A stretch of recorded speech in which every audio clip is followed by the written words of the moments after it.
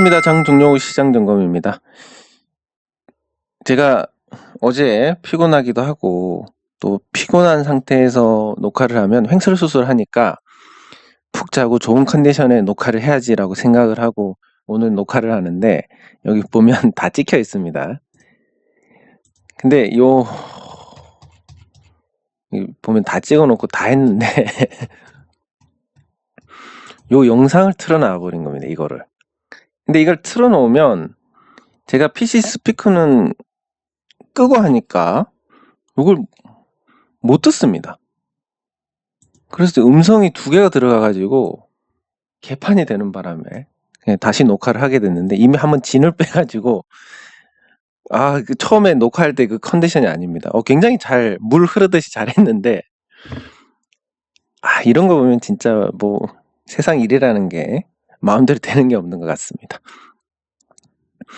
네, 그러면 코스피부터 보도록 하겠습니다. 코스피 지수는 박스권을 유지를 하고 있고 아까 말씀드린 내용이 그냥 간단하게 다시 정리를 해서 드리면 이렇게 시장이 내릴만 하면 사서 관리를 하는데 요 관리를 하는 어떤 실질적인 내용, 그냥 관리를 한다, 시장 내리는 거 원하지 않는다 이렇게 하면 여기서 오인할 수 있는 게 외국인이 하나로 볼 수 있는 거, 외국인이 1명, 기관이 1명 이렇게 이제 해석을 할 수 있는 오류가 생기게 됩니다. 그래서 정확하게 말씀을 드리면 이 글로벌 투자, 외국인 투자로 등록되어 있는 투자 은행들이나 국부펀드 같은 곳이 수백 개에 달합니다. 이 수백 개하고 뭐 검은머리 외국인하고 합치면 진짜 헤아릴 수 없이 많을 텐데 이 외국인 투자자들이 똑같은 어떤 매매를 한다? 당연히 불가능합니다. 그러면 이 좋은 시장에 어떻게 해석을 해야 되냐면 이 좋은 시장에 이 수백 개나 되는 외국인 투자자들이 팔지 않는 상황이 되면 팔지 않는다. 뭐냐면 시장이 쉽게 무너지지 않을 것 같으니까 굳이 뭐 이걸 밑으로 때려가면서 팔지는 않는 환경이다.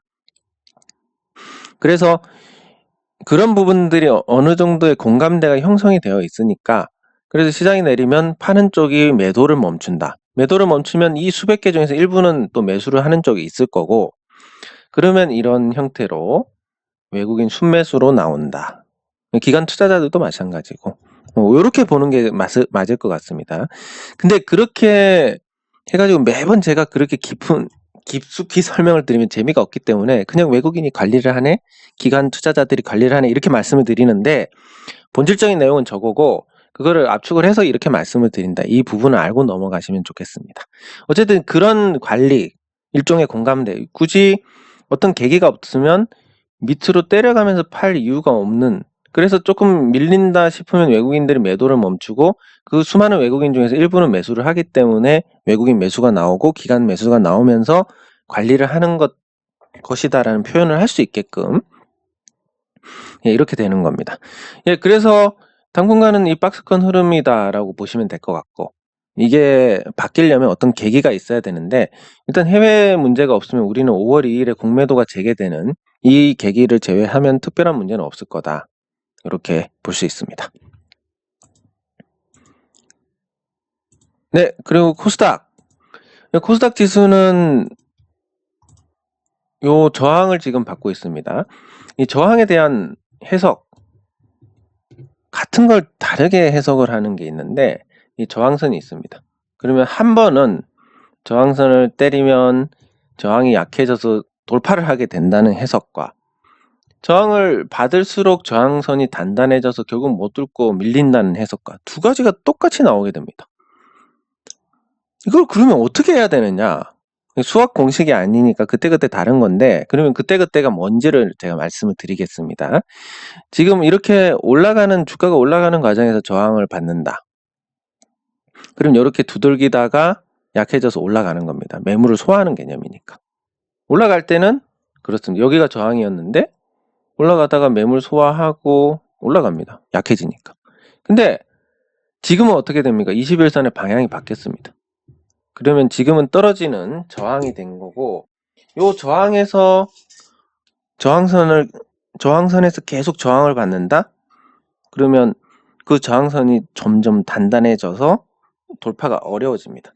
즉 추세에 따라서 올라가는 추세면 저항을 두드릴수록 약해지고 내려가는 추세면 저항을 받을수록 강해진다. 이렇게 이제 구분을 할 수 있습니다. 요거 별거 아닌 것 같지만 굉장히 중요합니다.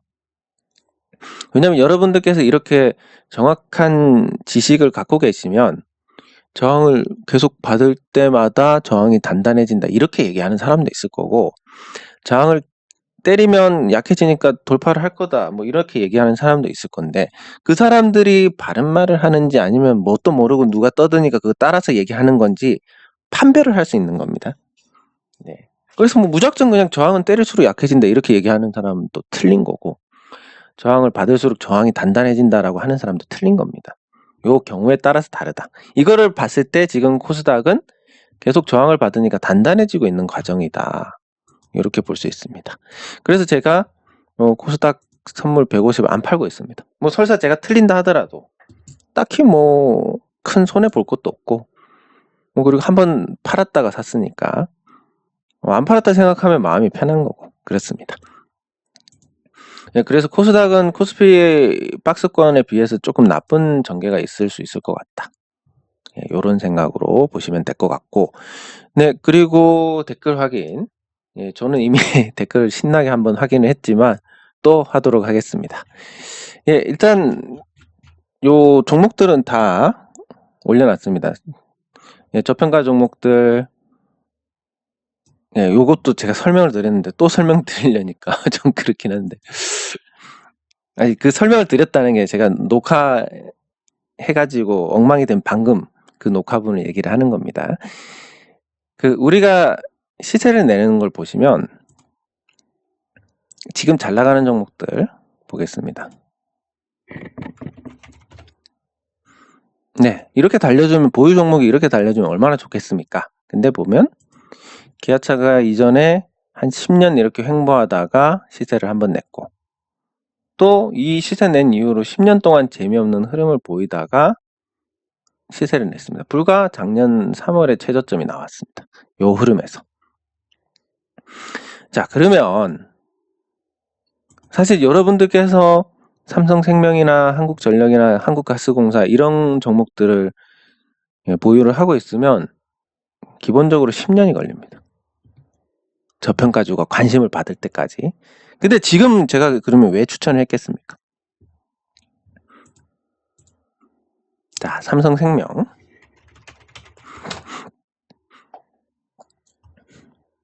상장한 이후로 한 10년 동안 재미없습니다. 그러면 이제 먼저 달린 종목들이 있으면 따라가게끔 되어 있습니다. 지수 전체가 올라가는 과정에서. 그러면 언제 올라갈지 모르고 보유를 할 때는 10년을 각오를 하고 가야 되는데, 이미 오른 종목들이 있을 때 이 종목들은 순환매 장세로 봤을 때는 1년에서 2년이면 저 기아차와 같은 반응이 나올 가능성이 매우 높습니다. 한국전력? 자, 한국전력은 시세가 낸 지 좀 오래되지는 않았습니다. 2016년에 시세가 났으니까 기간 조정 받고 여기서 시세 난다고 해도 강하지는 않을 겁니다. 한 4만 원 정도를 한계로 하는 흐름이 될 건데, 어쨌든 그런 거. 그리고 한국가스공사 시세 내고 죽은 지 한 3, 4년. 여기서 이제 시장 전체가 관심을 받으면 다시 기회가 올 거니까, 그런 관점에서 보면 지금 오른 종목들하고 비교해서 뭐 지루하다 이런 느낌은 당연한 거지만 결국은 차례가 온다는 겁니다. 그래서 한 10년 정도 시세 났으니까 이 시세 난 거 보면 이제 나머지 종목들도 나겠구나.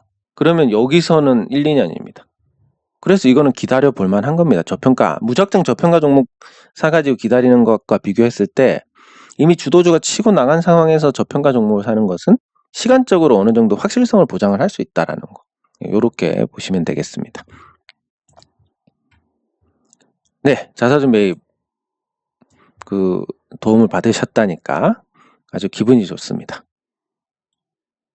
예, 이트론 수익 축하드리고, 예, 액트, 벅스 뭐 다 괜찮을 겁니다. 예, 액트는 조금 이따 설명을 드릴 거고, 네, 솔루엠 나중에 살펴보겠습니다. 이미 저는 혼자 살펴봤습니다. 예. 네.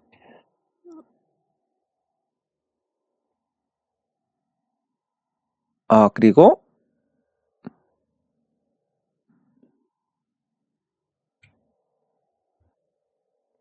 네네네. 알겠습니다. 좋은 질문이 있으면 같이 리뷰를 하는 것도 필요할 것 같습니다.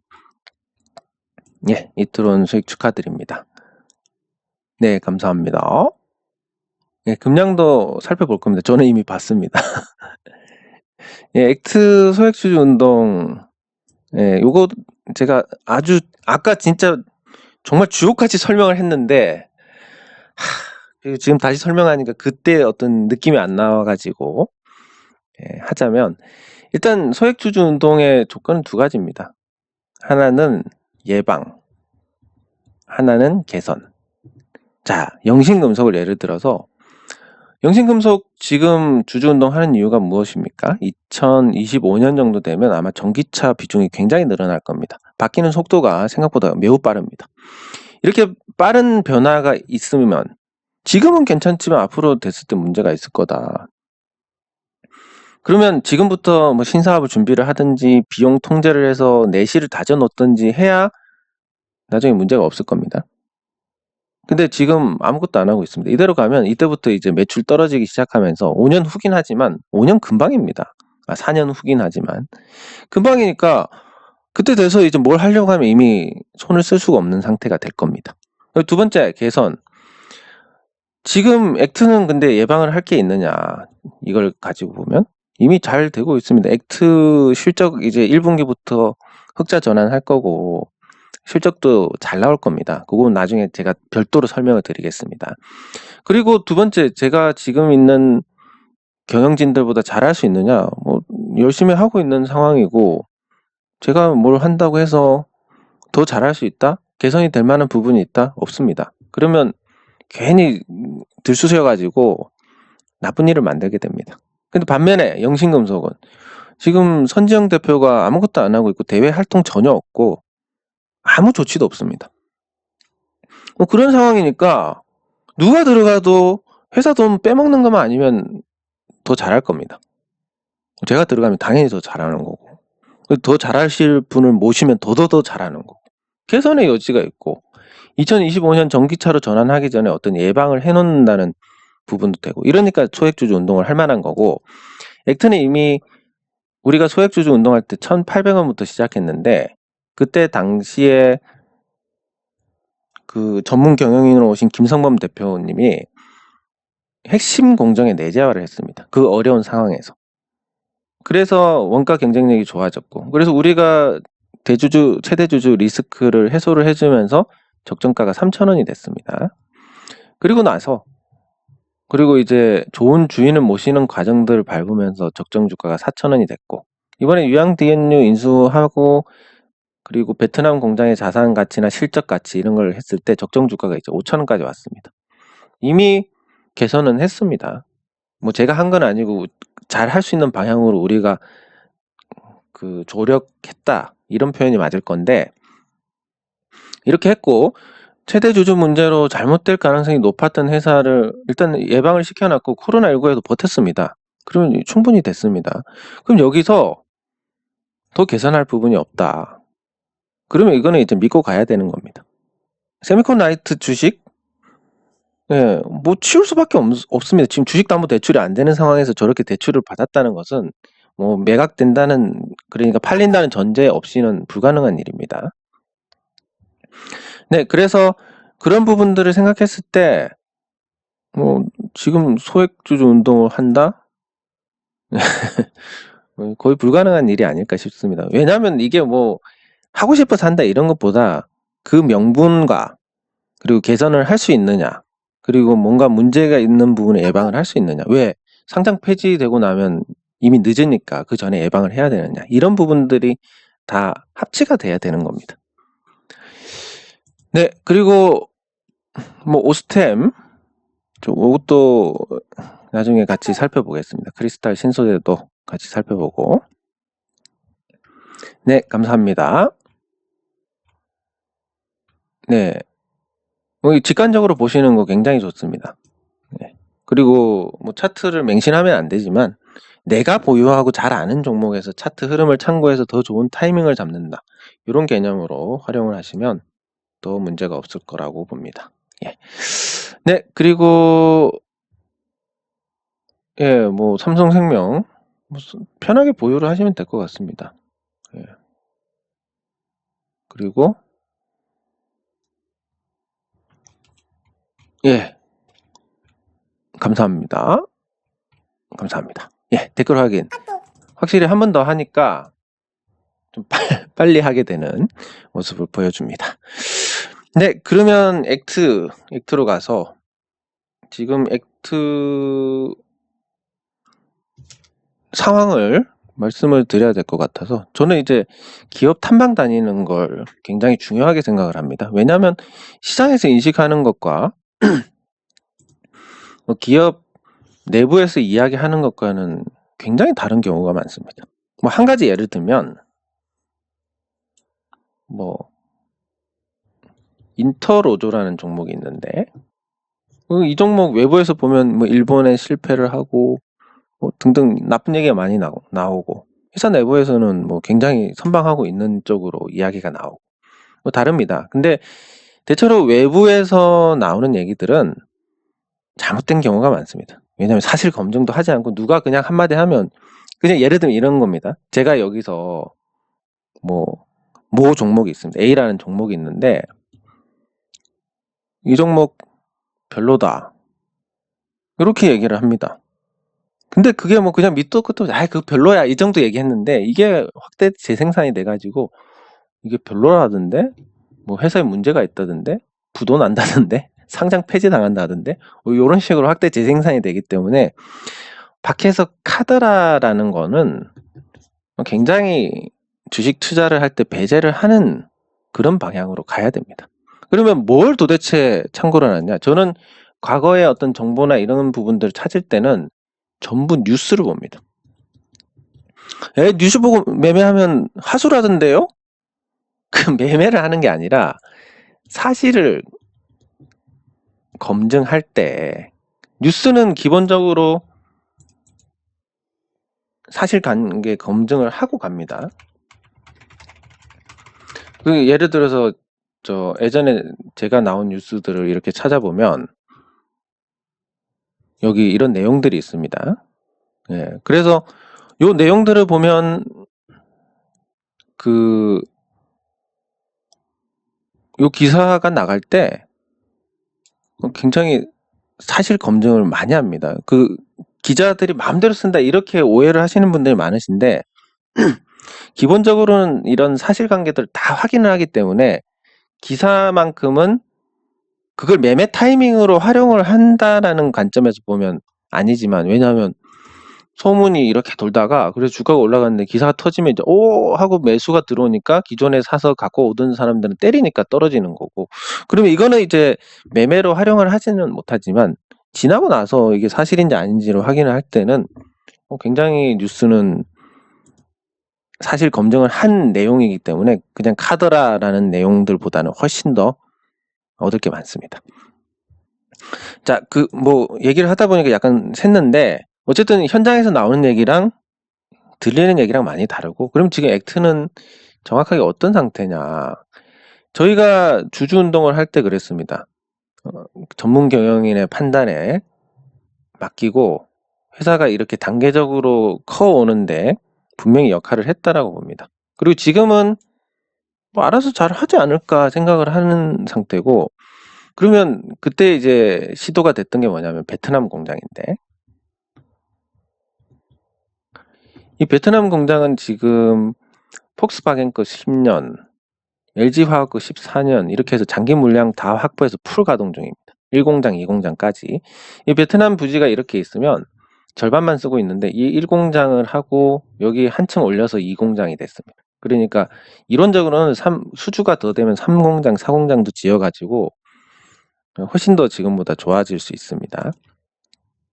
그러면 수익성이 중요한데 베트남은 한 달에 3억 정도 이익을 낼 수 있는 구조입니다.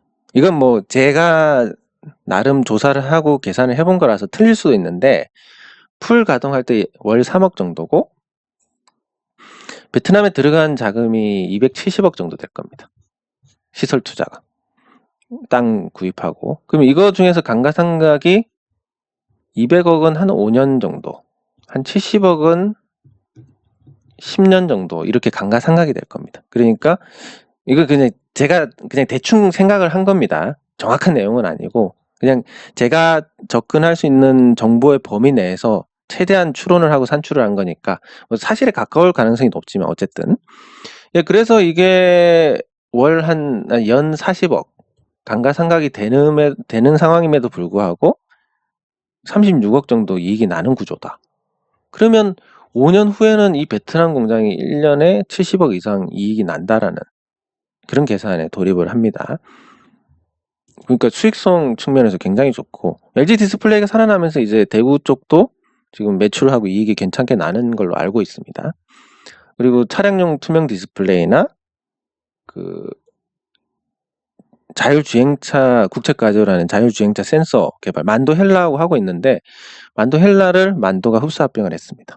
그러면 이제 그게 한층 더 무게감이 커집니다.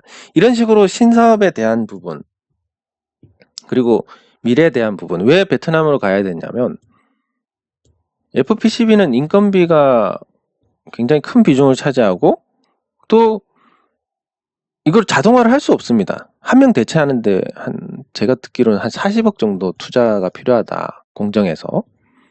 한 명을 대체해서 자동화를 하는데 그러면 이 40억의 이자가 뭐 4%만 해도 그냥 사람 한 명 쓰고 마는 게 낫지.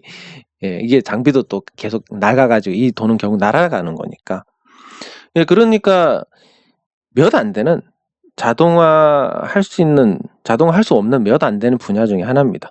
그러니까 인건비가 가장 저렴한 베트남으로 가는 게 맞는 거고 그렇게 가면서 어느 정도 지금 자리를 잡은 상태입니다. 베트남에서 수익 나고 대구도 수익 나고 그리고 신사업을 했던 투명 디스플레이에도 매출이 조금 발생을 하고 앞으로 차량용으로 매출이 많이 발생할 수 있고 자율주행 센서 시장 잠재력만 6천억짜리입니다.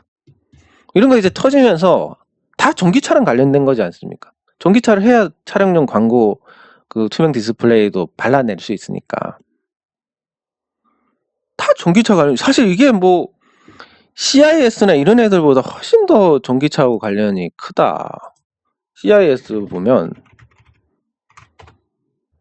요거는 제가 2019년인가 20년인가 19년인 것 같습니다. 이때 이제 얘기를 들었는데 많이 올라갔습니다. 물론 저는 저 밑에서 팔았는데 전기차로 이제 주목받을 회사라고. 이 회사가 지금 보면 2019년에 이제 흑자 전환하면서 관심을 받은 겁니다. 매출이 크게 증가하고.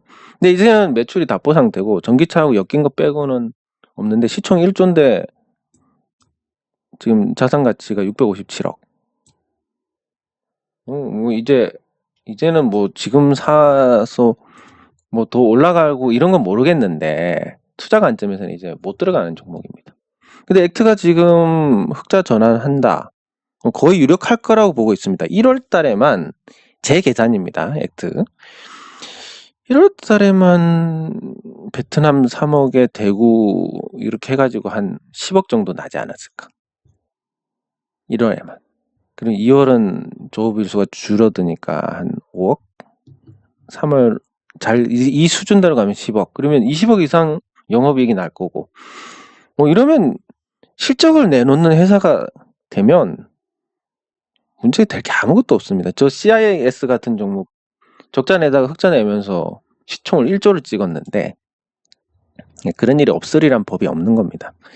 예, 그래서 저는 뭐 주주운동을 해야 된다? 전혀 그런 필요성을 느끼지 못하고 있고 뭐 그리고 우리가 들어가서 개선할 수 있는 부분이 있다? 전혀 없고 예방을 해야 되는 부분 뭐 신사업 잘 해가지고 토대를 다 닦아놨는데 뭐 예방하고 말고 할 게 없는 겁니다.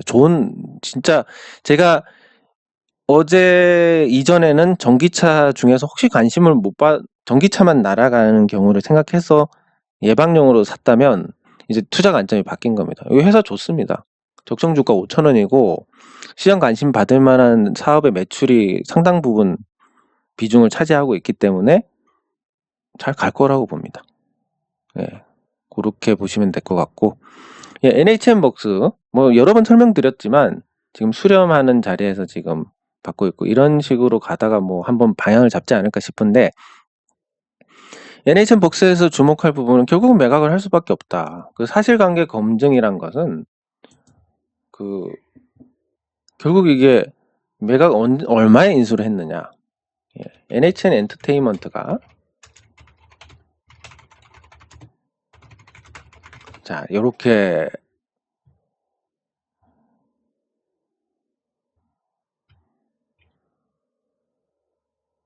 이제 인수 관련하면 뭐 2018년에 SK텔레콤이 인수 추진했는데 사실 무근이니 이런 얘기가 나옵니다.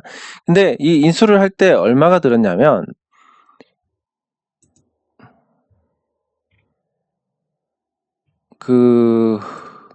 이게 인수 금액이 아마 1,000억이 넘었던 걸로 제가 기억을 합니다. 1,000억 이상의 남은 지분에 대한 풋옵션까지 더해가지고 한 1,200억 정도 들었고, 금융비용까지 지금 시간 가치나 금융비용 포함하면 1,300~1,400억 정도 됩니다. 근데 이게 시간이 지날수록 재미가 없는, 이대로 자체적으로는 한계가 있는 상황. 지금 빅히트랑 네이버가 제휴를 하고 카카오가 음원시장 멜론 인수해가지고 흡수하면서 쓸어 담고 있는 이 상황에서 소리받아 망한 다음은 NHN벅스 차례인데, 근데 음원 확보량은 제일 많습니다. 한 4천만 개 정도 확보를 한 것 같은데, 예, 그랬을 때 지금 이제 SK텔레콤이나 빅히트나 이런 데다가 매각을 하는 게 그나마 투자 원금을 건질 수 있는 마지막 기회라고 보고 있습니다. 이대로 만약에 인수 안 되고 SK텔레콤이 자체 음원 서비스 업체 그냥 키워가지고 간다면, 빅히트가 그냥 다른 뭐 카카오나 이런 데랑 제휴를 해버린다면, 그런 상태에서 유튜브 뮤직이 올라오고 뭐 애플 뮤직이 있고 소리받아 망하고 뭐 이렇게 됐을 때 NHN복수 도대체 뭘 근거로 버틸 수 있느냐. 그러니까 지금 잠재적인 수요자가 있을 때 팔아야 된다라는 결론밖에 없습니다. 그 돈을 회수를 하려면. 그러면 이걸 판다라고 했을 때 주당 지금 40%에 1,500억은 받아야 되니까, 45%에 1,500억. 대충 50%로 잡고 1,500억을 받는다. 그럼 경영권 프리미엄 50%하고 1,000억. 그럼 시총이 2,000억이 돼야 되니까 한 13,000원 정도는 올려놔야 요거 원하는 가격을 받을 수 있을 겁니다. 근데 자기네들 살 때 18,000원대였으니까 뭐 이 정도 올라간다 해서 이상할 거 아무것도 없습니다. 그리고 이 인수한 이후로 실적이 더 좋아졌고, 예, 그런 걸 감안했을 때 매각을 할 수밖에 없을 거다. 그리고 매각을 하려면 주가를 올려야 된다. 그리고 그 시기가 어느 정도 무르익은 게 아닌가. 예, 그렇게 보고 있습니다. 이것도 잘 될 것 같습니다.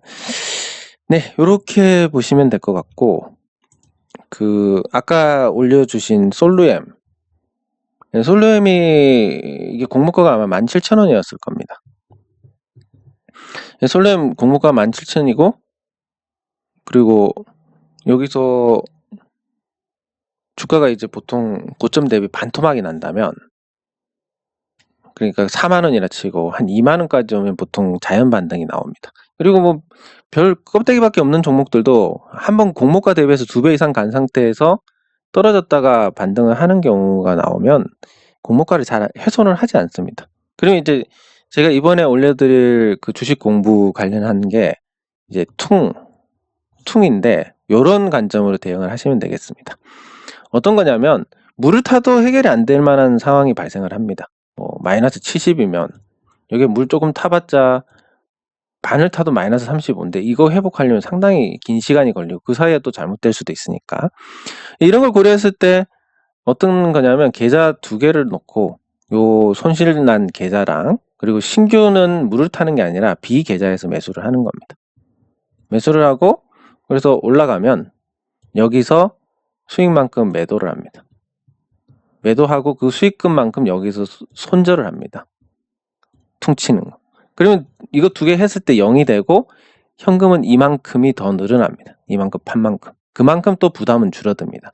그래서 더 늘어난 현금 가지고 다음에 확실한 자리다라고 생각했을 때 또 매수해가지고 수익 나면 또 그만큼을 덜어냅니다. 수익만큼. 그럼 현금이 더 늘어납니다. 이제는 어느 시점이 되면 이렇게 해서 퉁을 치어나가다가 어느 시점이 되면 물을 타서 마지막으로 해소를 하는. 그러면 그렇게 하지 않은 것과 비교해서 굉장히 빠른 시간에 정리를 할 수 있습니다. 뿐만 아니라 빠른 시간에 정리를 할 수 있고 또 그렇게 하다 보면 아주 약간의 차이로 해결이 되고 안 되고 결정이 됩니다. 저도 개인적으로 10원 차이로 해결을 본 적이 있는데 이때 그런 퉁치는 과정들을 거쳐서 조금이라도 단가를 낮춰놨기 때문에 여기서 해결이 됐지, 안 그러면 한참 걸릴 뻔했습니다. 예, 그런 식으로 대응을 하시면 되지 않을까 싶습니다. 솔로엠은. 예, 그리고 큰 시세가 나려면 보통 상장하면 3년 정도 걸리기 때문에 그 안에 시세가 날 가능성이 크지 않고, 그럼 작은 시세에서 손실을 만회해 가려면 그런 퉁치는 방법밖에 없다, 이렇게 말씀을 드릴 수가 있습니다. 예, 그리고 금양은 일단 모르겠습니다. 성장성이 좋고 이런 건 모르겠는데 두 가지 약점이 있습니다. 하나는 최대주주 지분율이 50%가 넘어서 주가 관리를 안 할 가능성이 높고, 다른 하나는 어쨌든 비싼 가격입니다. 성장성 이런 건 모르겠고 그냥 단순 가치로 봤을 때 비싼 가격이기 때문에 이 회사가 다시 상승을 할 수도 있습니다. 매수하고 매도의 흔적이 없으니까. 이때도 매수하고 매도 흔적이 없습니다. 이러면 다시 올라갈 수는 있는데 문제가 뭐냐면 이 올라갈 때까지 저평가 종목이야 마음 편하게 기다리지만 그렇지 않은 종목들은 마음이 불안하고 밤새 안녕하지 못하기 때문에 굉장히 어떤 인내심이 빠르게 소진이 되고, 그 상황에서 이 주가가 뭐 2,000원을 가더라도 적정 주가다 이런 얘기가 나와버릴 수 있으니까 이런 거 한번 맞았다가 나중에 올라간다 해도 이거 한번 맞으면 심리가 다 파괴가 돼버리는 겁니다. 예, 그래서 딱히 우리 평범한 투자자들 관점에서는 딱히 좋을 것 같지는 않다. 예, 반대로 오스템 약간 매도 흔적은 있습니다.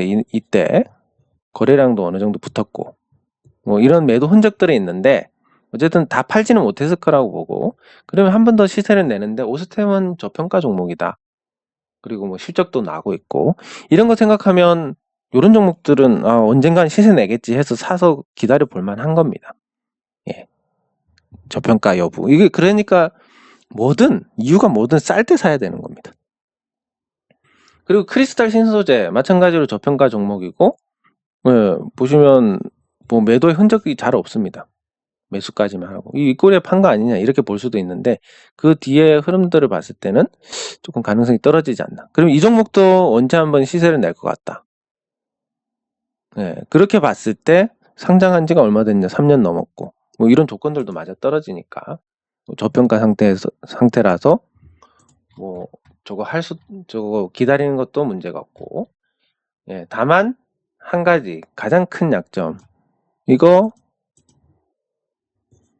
아마 중국인 아닐까 싶은데 중국인이 뭐 최대 주주라든지 이런 거는 재무제표고 뭐 아무것도 믿을 수 없기 때문에, 예, 조금 다른 관점에서 봐야 되지 않을까 싶습니다. 예, 아무리 실적이 좋아도 이건 뭐 별로 할 게 없다. 중국인이 뭐 최대 주주라든지 이런 거면 이건 배제를 해야 된다. 이런 관점에서 보시면 되고, 예, 그리고 봐야 될 종목이 기아차. 지금 애플하고 뭐 사실 무근이다, 계약이 뭐 무산이 된다 이런 얘기들이 있는데, 애플이 통신시장에 진출할 때도 똑같았습니다.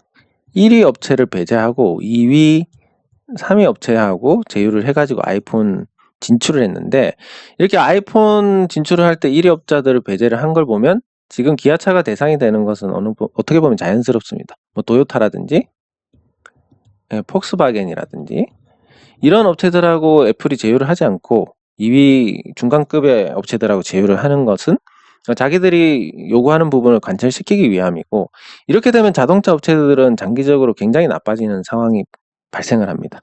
왜냐하면 애플이 가장 문제가 안전성입니다.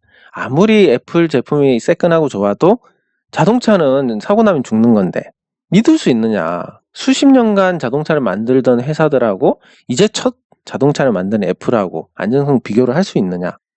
이런 문제 때문에 애플이 진출을 할 때 문제가 되는데, 이런 거 2위 업체, 3위 업체 이런 거 하나 잡고 들어가면 굉장히 이 부분에서 수월해지니까 그렇게 하는 겁니다. 그러면 기아차가 안 하면 다른 업체가 할 거고, 기아차가 해도 수익성은 없을 거고, 재료 자체가 별로입니다. 그리고 2024년에 생산한다 해도 3년간은 아무 그게 없는데, 그 중간에 계약 파기하자 그러면 어쩔 거냐부터 시작해가지고, 이게 과연 이렇게 오를 재료냐. 폭스콘이 애플 거 생산한다고 브랜드 가치가 올랐냐 그러면 그것도 아니고, 전반적으로 봤을 때 이게 호재라고 볼 수가 없는 겁니다. 다만 시장이 좋아하는 재료니까 올랐는데, 이것도 뭐 사실 무근이니 아니니 뭐 계약을 하느니 마느니, 기아차 말고도 애플이 여러 회사들하고 접촉을 하고 있다 말 아니다, 이런 것까지 더해지면 사실 뭐 주가 오른 거 반납하는 건 시간 문제입니다.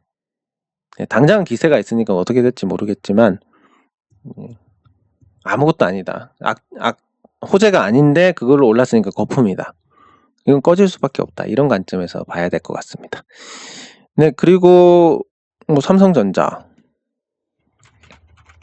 지수가 지켜지는 상황에서 지금 삼성전자의 흐름이 나쁜 상태입니다. 상대적으로 나쁘고, 그래서 요 흐름들을 보면 주도주 자리에서 이탈할 가능성이 크다. 그리고 자동차도 올라왔지만 거품이 꼈기 때문에 이것도 결국 주도주에서 이탈을 할 가능성이 크다. 삼성전자는 이미 주도주에서 이탈을 하고 코스피 대비해서 나쁜 흐름이 되고 있다. 이런 상태에서 코스피가 박스권을 유지를 하려면 결국 좋은 흐름을 이어갈 수밖에 없다라고 봐야 될 겁니다. 예, 그래서 나머지 종목들이, 그래서 순환매 차원에서 어떤 변화가 있을 거라는 인식은 점점 더 신호 차원에서는 강하게 나오고 있다. 삼성전자만 달리고 뭐 현대차, 기아차만 달리고 이런 장세가 계속될 거다라는 관점보다는 순환매 쪽에 더 무게가 실리고 있으니까, 예, 잘 기다리시면 좋은 결과가 있을 겁니다.